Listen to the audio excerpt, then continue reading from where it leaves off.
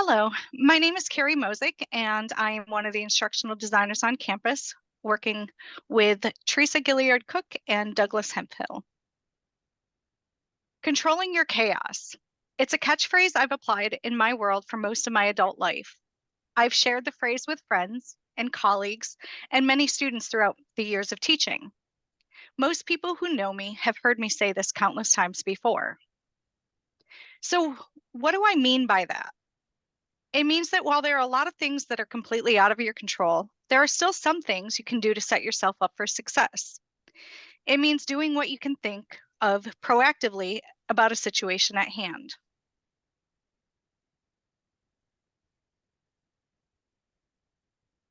In this session, we are going to share the relevance as to why these sessions were created, converse about strategies to improve time management and/or attention management, consider how we set up Brightspace for our courses, and we're going to share the prepping of a Brightspace course for the next semester document.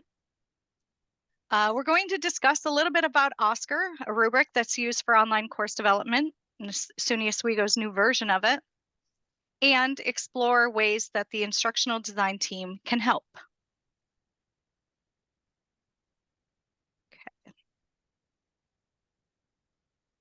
While I don't want to spend too much time on it, I do want to talk a little bit about the pandemic and how it affected your role as an educator. This conversation will be interesting as we try to summarize very unique teaching experiences from the last few years. For some, teaching during the pandemic provided more time spent at home, less commutes, with more time to focus on research and course materials. For others, the pandemic tested them in ways that's still a lot to handle to this day. Faculty who had young children at home multitask countless responsibilities all at once. Some may not have had an office space to work in peace and quiet. There were barriers no one had considered before the pandemic. Some faculty functioned only in reactive mode. There was no time for creativity.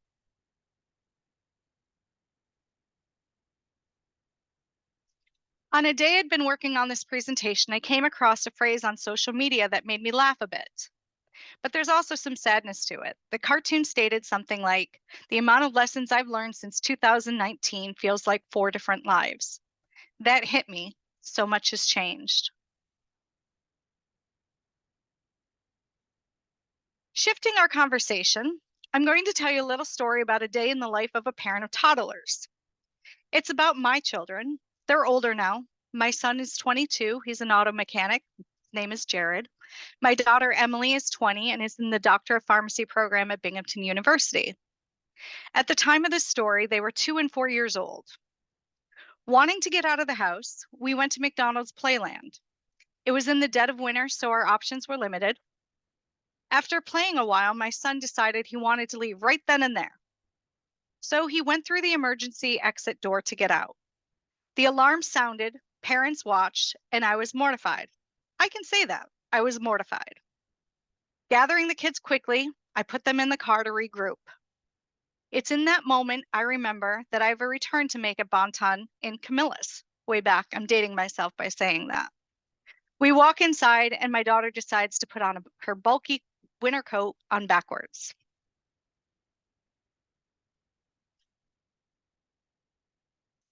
We walk past a beautiful display of china and crash.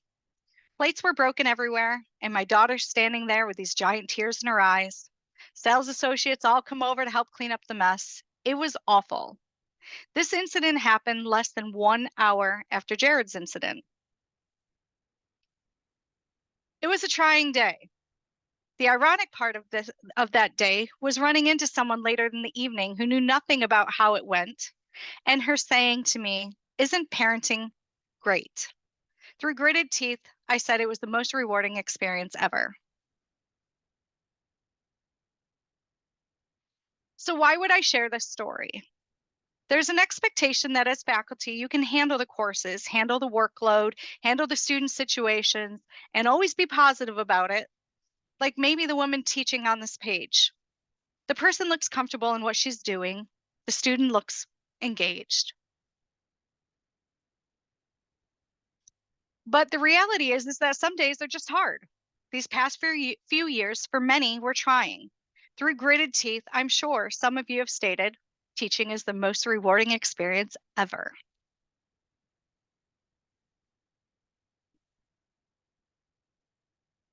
Here's the thing though, no matter what your last couple of days look like, educators know there's always room for improvement.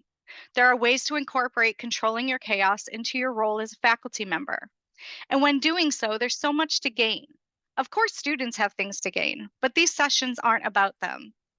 What do you gain? What will happen if you decide to set some time aside and really look at your course materials to determine what's in your power to improve the day? That's what these sessions are about. These sessions are going to focus on online courses, but I promise you there's something for that all of us can take away from the sessions, no matter what the teaching modality. We are going to do what we can to equip our courses with the tools needed to be successful for both you and for the students. These sessions aren't about redesigning and starting over with your course. It's about taking what you have and making it better, making it work better for you and for your students. It's about taking a bit of control back into how you would like your course run.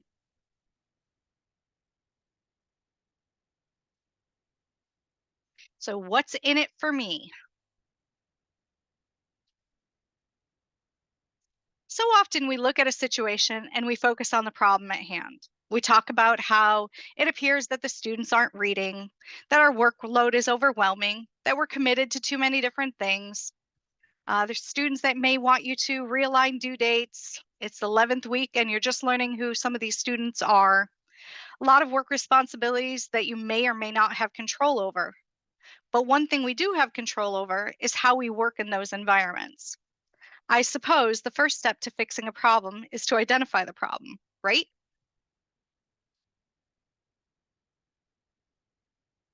Recently, I went to a conference in Maryland.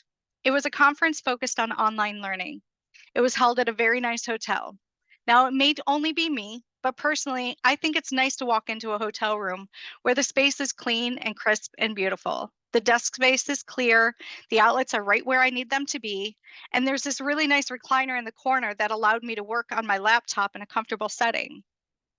In this setting, I didn't have to concentrate while the TV was loud in the other room, or while the loud trucks on my road hit that bump every few minutes, or while sitting in an uncomfortable wooden chair at a dining room table with the animals making their presence known.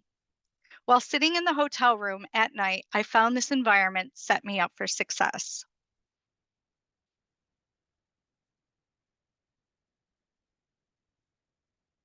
I remember one of my first purchases during the pandemic shutdown was to buy the exact same monitor, keyboard, and mouse for my home office. It allowed me to seamlessly work from campus or at home. This was important to me as I was overwhelmed with work responsibilities. It was my attempt at controlling my chaos. The last thing I needed to do was work without an extra monitor or to forget that silly dongle so that the keyboard would work. That happened a few times. This image here is a image of a dongle. Ask Theresa and Doug about how well I handled that. I couldn't control my workload, but I could invest in my workload to remove that stressor.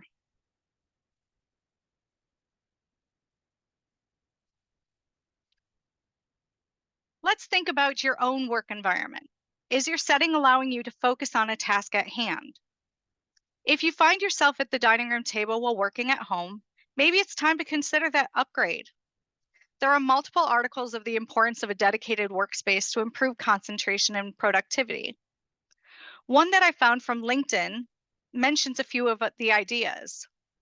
The article mentions that a dedicated workspace can signal the brain to think it's time to work. It also minimizes distractions. Having a comfortable chair to sit in, a desk that fits you well, and a large monitor that is at eye level to help you improve productivity. Adding some pictures or a pretty blanket that make you feel more cozy in your space could also be helpful. If you find yourself needing to move around the house or concentrate from different desk settings, consider the idea of a portable monitor. Those are really convenient when working in multiple locations. Some of the new ones are as thin as your laptop. While I'm not really going to recommend a particular portable monitor, I will tell you that I use mine all the time, and it costs me less than $100. If your thoughts are saying, the setup I have works for me, this may be true for some. But if you hesitated, even for just a moment, consider changing things up to see if it helps you. Remember, I'm just offering some ideas. I'm not suggesting you go spend thousands of dollars on new home offices unless you really want to.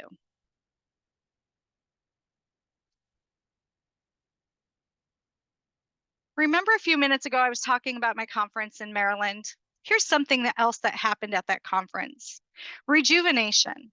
It was just enough of a shift in what I do day to day to inspire me when I came back to consider my work world.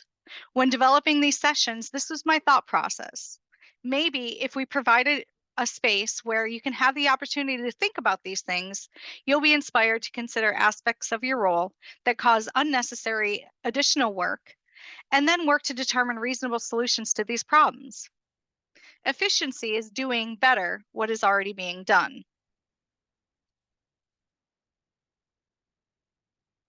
As I was preparing for this session, I found another LinkedIn article that was thought provoking for me. I thought I'd share it with you in case you found it helpful. The article is called "Got a Minute: Time Management versus Attention Management." It discusses how we don't necessarily have a time management problem. We have an inability to focus problem. The article states time management revolves around the process or how something will be done in what order, while attention management lets you enjoy the experiences as you go through the process. It's frequently called time management, but how many times have we set aside time to work on something and then spent the day doing household chores or something that could have waited? It's a focus problem. I would find it intriguing to explore this research more. For now, for our purpose, we're just going to enter the concept into the universe and have a little discussion about it. A quote from within the article said, "Time is a valuable resource and should be planned for, but managing our attention during this time is more crucial." With emails, texts, calls, people walking down the hall, etc., it's really easy to get distracted. Looking at it from the lens of finding the time to focus instead of finding the time to work may work well for some of you. It's a concept that may be worth exploring.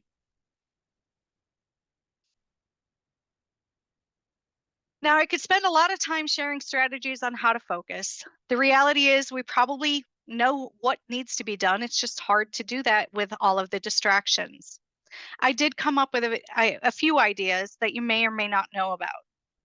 Thinking about your Gmail account, are you aware of the snooze option? This allows you to snooze an email until a time that works better for you to view it.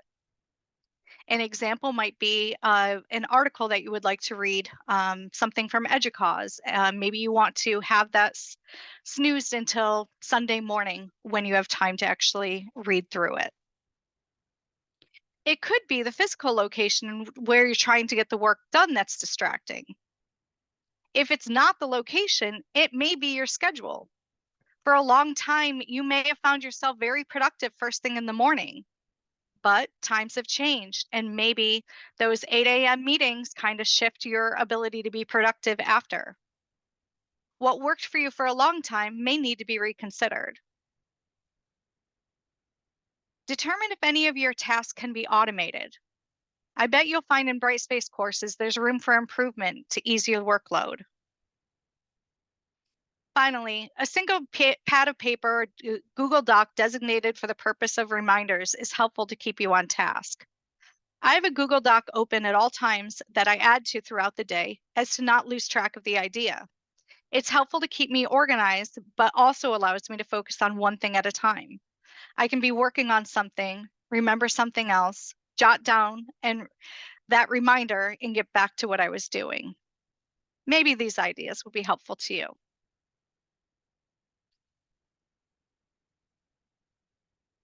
Shifting again, it's time to talk about your courses. Let's start with course setup. Potential time-consuming issues with the course setup. Before we get started, I would like you to know Then I'm going to ask a few thought-provoking questions, but I don't necessarily want you to answer me. This is a judgment-free zone, and I'm only trying to open the conversation into ways to streamline different things to help control your chaos.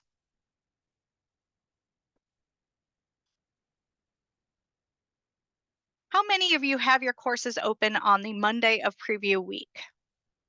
Best practice suggests opening the course early so students can get acquainted with the course.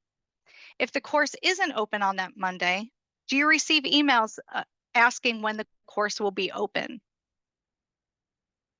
During the semester, is it common to find errors in your course? Maybe there is a change in point values of an assessment, or an assessment is hidden by mistake. It could be that a due date was missed when updating the course. We know through our Brightspace support role on campus, life does happen to all of us. It's so easy to miss one step in prepping your course, and sometimes that step can cost you hours. For example, has anyone ever set up groups in your course but forgotten to change the assignment to accept group submissions? That could cost you a lot of time. It happens to the best of faculty. Setting up your course in advance where you can be focused solely on working on your course could save you stressors down the road. How much time do you spend resolving these issues? That's another conversation. Even if only 5 students write you about the issue, consider the time it takes to fix the issue and then respond to those 5 students. Keeping the conversation upbeat, we won't even talk about what would happen if the students share their frustrations with others. That could cost a lot of time too. Continuing on with setting up your course, I'd like to talk a little bit about using the features in Brightspace how they're intended. That may require a bit of rethinking of your course. For example, the gradebook is a component of Brightspace where faculty all would like to manipulate the setup so that it works best for them. I understand that. I understand the want and the need for that, but it also leaves room for error. If you're going to customize the gradebook, consider checking with us. We can take a look, the ID team, Kathy, we can take a look and determine if the setup will work the way that you intended. Fixing a gradebook after the fact can take hours of time. It also causes confusion. Speaking of the gradebook, keeping the gradebook up to date for student viewing will help decrease the number of questions about where the student stands. In Brightspace, using the date manager when updating the course could save you time too. I think I missed that. Oops. All in all, not using Brightspace as it was intended may have been necessary as you learned about the LMS, but maybe it's time to take those next steps to help you better understand how it works. Fixing the problems in Brightspace is not a good use of your time. We can help you. I'll let you know how in just a few slides. Thinking about solutions, improving the clarity of proactive communication with students, working proactively to prevent mistakes in your Brightspace configuration, and considering solutions to address the times you'll never get back when you respond to these issues are all ways to help you get back time in your day.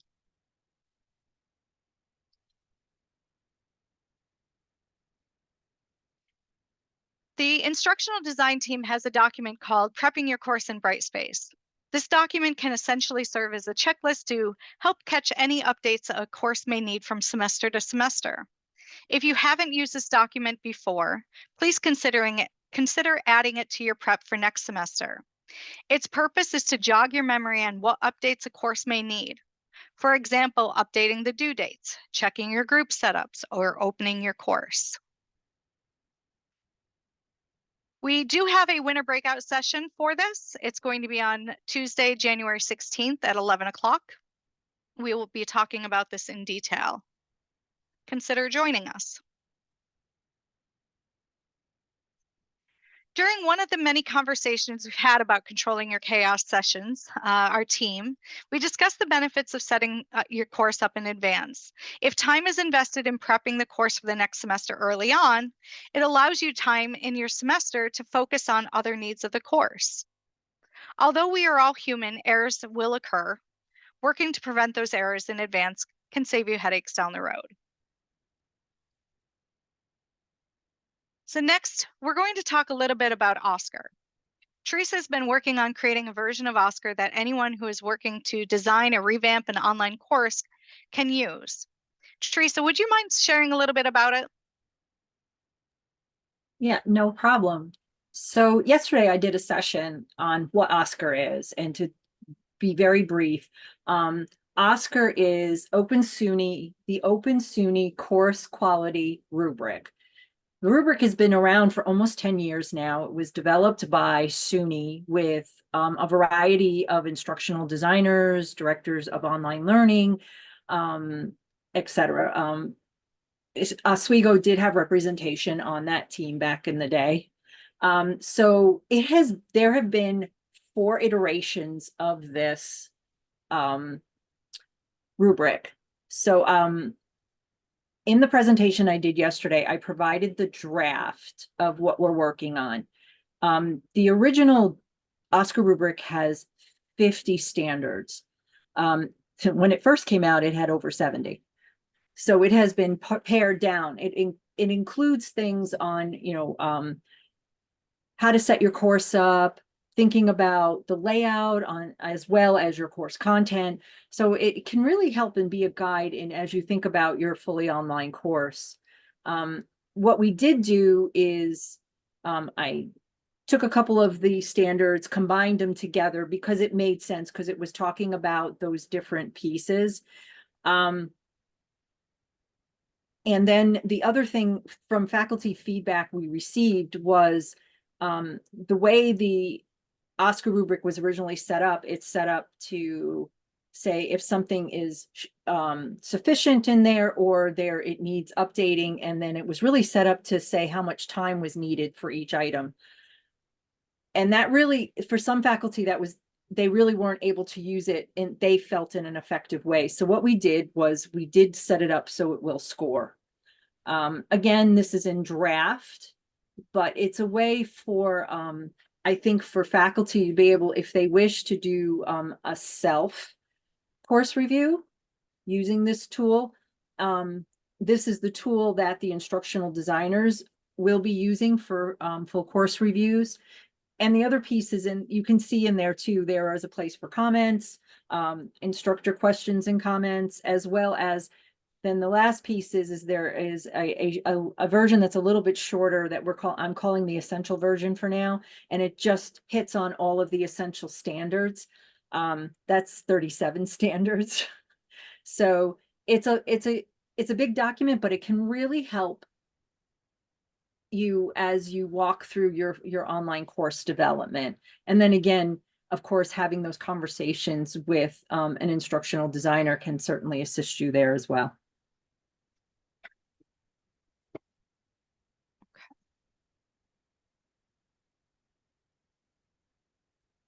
Oh, come on.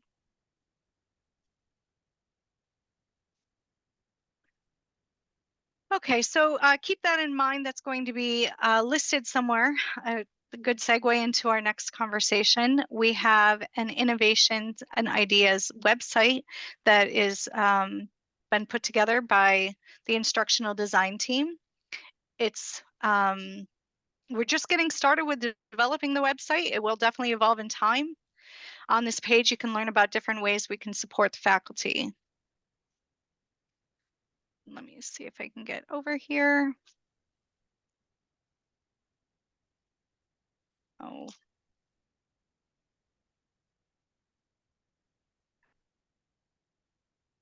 Are you able to see this, the pop-up? Okay, No, good. no pop-up, no pop-up. No pop-up?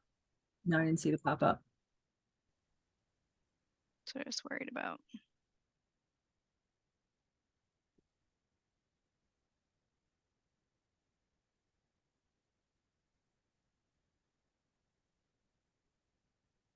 Okay, so this is our instructional design page. And in here, you can find some details about some trending topics that are coming along, how we can help you. And scroll down in here, offer full support for online development, express support. help you, there might be a component of your course that you're looking for some guidance and how to address. We can help you with that. And if there's any course refreshes. And you'll also see some information about course reviews, hybrid course developments, high flex course development support. We can assist in many different ways.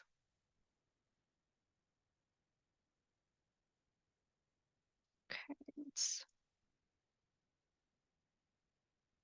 Sorry, I know it's high. I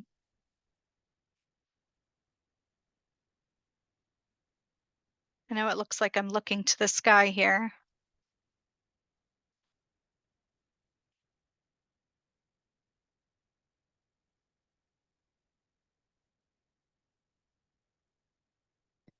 All right, and then the next thing that we've got going on is we offer help and support for Brightspace. There's the Zoom office hours. It's on the digital learning environment help and support page. If you would like to get assistance with Brightspace, we can help you. Our just-in-time option is to join Zoom during our office hours, which Monday is from 1 to 3, Wednesday is 10 to 12, and Thursday is from 1 to 3. In that time, either Kathy Dutton, myself, or Doug will be available to answer any questions. A lot of faculty come in, ask us to just check something out. Does this look right? We say yes, or here's a way to fix it. And they move on with their day. It's really informal and it's very easy for you to get just-in-time support. If you can't attend office hours, you can email help@oswego.edu to get assistance. No matter what kind of requests, we've kind of transitioned to only using help@oswego.edu. It's really great for us for tracking purposes, keeping us organized. But if you mention something about wanting instructional design help, it's going to get to us. And the same thing with mentioning Brightspace training. It's going to get filtered to our team.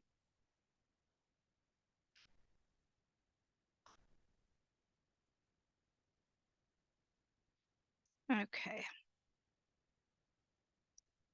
What happened here? All right, so in closing,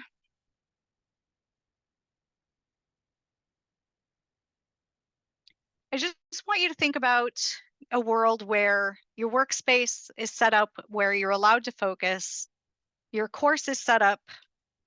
Oh, come on.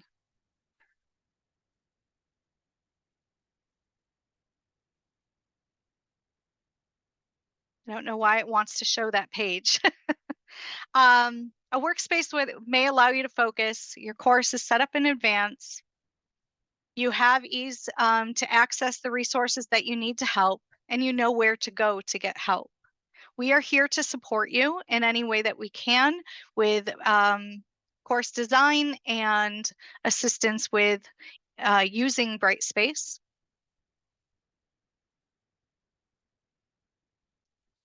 And then the last little bit is, I know that we said we wouldn't focus on students in this conversation, but there are some things that the students gain. We set up the course in advance. It avoids an unnecessary anxiety and confusion. It allows the students to focus on their tasks at hand. It allows you to build some connections with them, and it demonstrates dedication, hope, reliability, comfort, and safety within your course. For any of you that's read the Mind Over Monsters book, you'll know that that's really important to students. All right, so that is what I have. I wanted to leave some time open for any questions or comments, anything that you'd like to discuss further. I am here to answer those questions.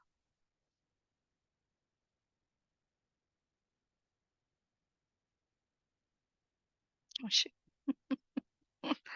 Oh, technology.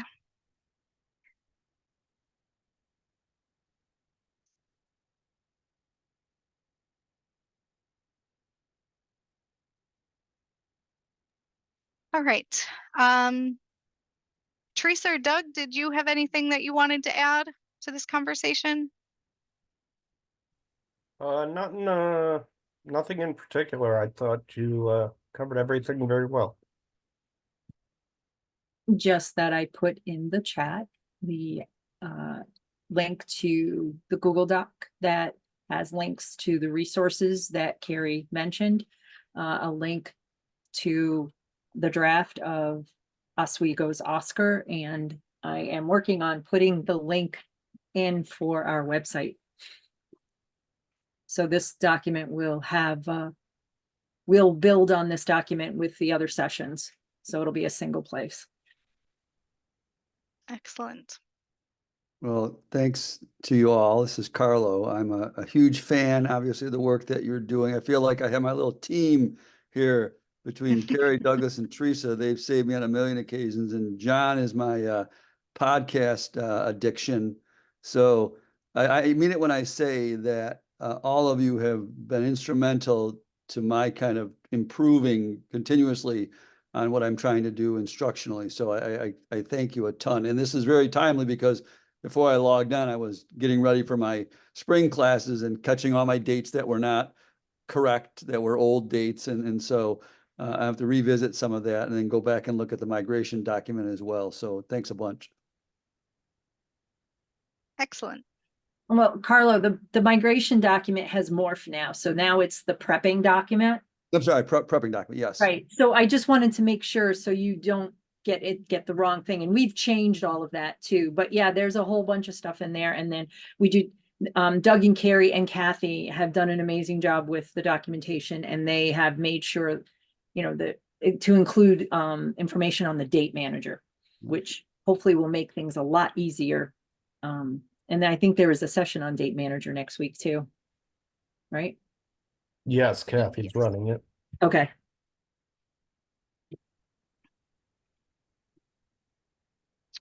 All right. Well, thank you. Well, and thank you, Carlo. It's always good to see you. Yes. Well, Oh, sorry wait. for the tech issues. We'll see if we can Yeah. keep things going.